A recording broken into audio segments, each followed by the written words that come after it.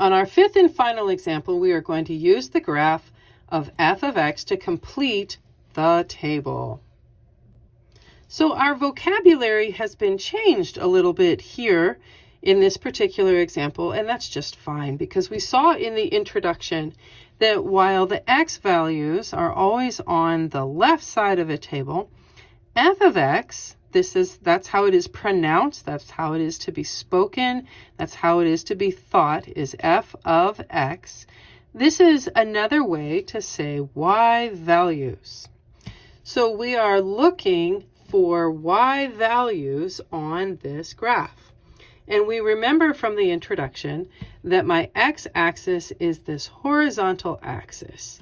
And it is not at the bottom of this particular graph, and that's just fine. It's here towards the center. And it is darkened, boldened, so it's easy to find. And our y-axis is vertical, still vertical, but it's not all the way on the left. It's just here towards the center. And again, it is boldened so you can see it pretty easily. So let's go find what we're needing for this particular example. So to make sure that we're reading our graph correctly, where x is 2, we should find a height, a y value of -7. So let's go verify that.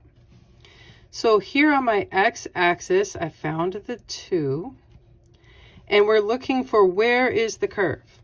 So the curve is below the x-axis, and you go all the way down until you bump into it. Ta-da, we found it.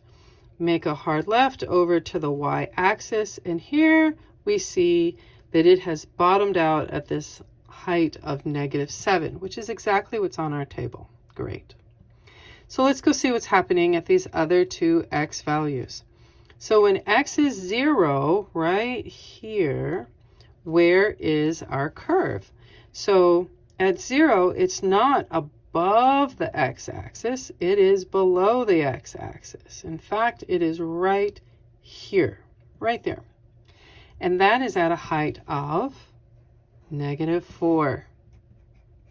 Great.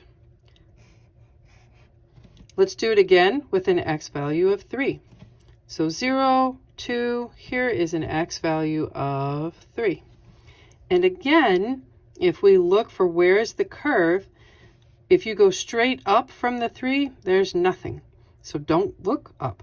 Look down, because that's where your curve is going to be found. Straight down below it.